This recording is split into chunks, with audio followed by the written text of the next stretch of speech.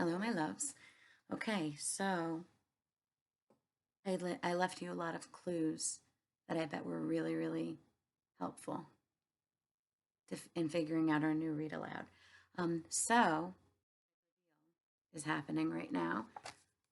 The book we are reading next is Because of Winn-Dixie by Kate DiCamillo, and I know the other classes are reading it already, but we were in the middle of James and the Giant Peach. So because of Winn-Dixie, and you'll probably notice that there's a medal on the book because once again, Katie Camillo won a medal for one of her books, and this time it was for the Newbery Honor, which is like a runner-up for the best book of the year. So good for her again.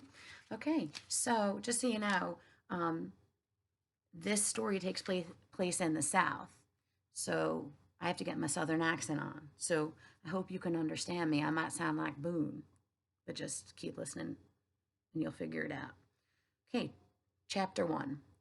My name is India Opal Baloney, and last summer my daddy, the preacher, sent me to the store for a box of macaroni and cheese, some white rice, and 2 tomatoes, and I came back with a dog. This is what happened. I walked into the produce section of the Winn-Dixie grocery store to pick out my 2 tomatoes, and I almost bumped right into the store manager. He was standing there all red-faced, screaming and waving his arms around. Who let a dog in here? He kept on shouting.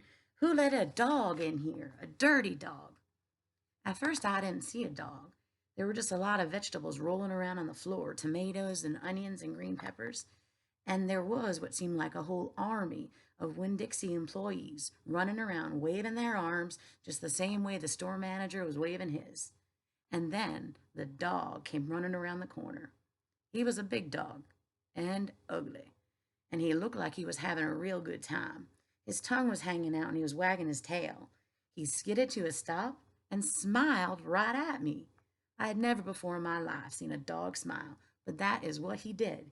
He pulled his lips, he pulled back his lips and showed me all his teeth. Then he wagged his tail so hard that he knocked some oranges off a display, and they went rolling everywhere, mixing in with the tomatoes and the onions and the green peppers. The manager screamed, "Somebody grab that dog." The dog went running over to the manager, wagging his tail and smiling.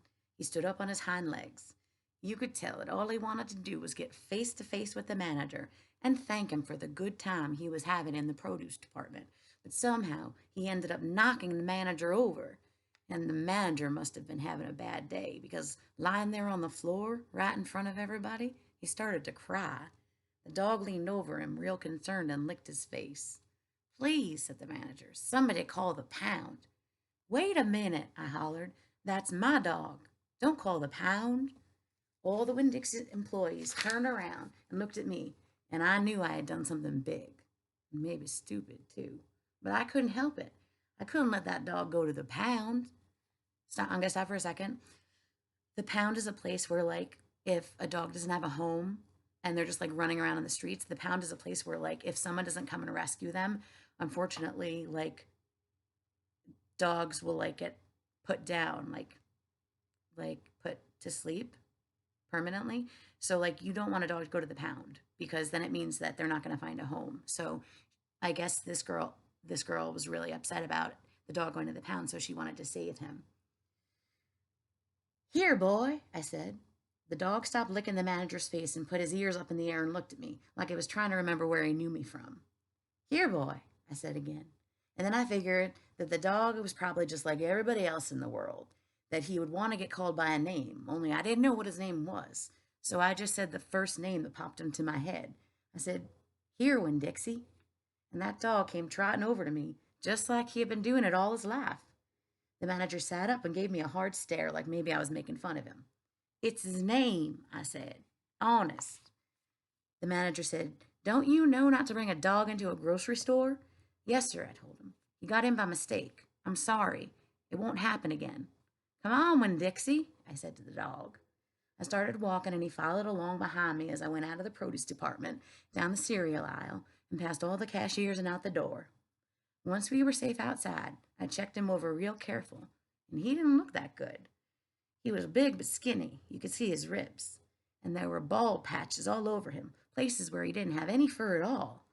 Mostly he looked like a big piece of old brown carpet that had been left out in the rain. You're a mess, I told him. I bet you don't belong to anybody. He smiled at me. He did that thing again, where he pulled back his lips and showed me his teeth. His mouth so big, it made him sneeze. It was like he was saying, I know I'm a mess. Isn't it funny? It's hard not to immediately fall in love with a dog who has a good sense of humor. Come on, I told him. Let's see what the preacher has to say about you. And the two of us, me and Winn-Dixie, started walking home. Okay, I'm going to stop for two things. First of all, that was a great simile. I don't know if you noticed. Um, the girl in the story is comparing what Winn-Dixie looks like because of the missing hair or fur, that he looked like a piece of old brown carpet that had been left out in the rain. So that really puts a picture in your head of like a tangled, matted, gross piece of like brown thing. And that's what his fur looked like. Also, she mentions the preacher. So, for anyone who doesn't know what a preacher is someone in a church who it's like a priest, but it's different than a priest a little bit. It's just like a different type of priest. But the preacher is someone who like talks about what the message of the Bible is and stuff like that. Okay,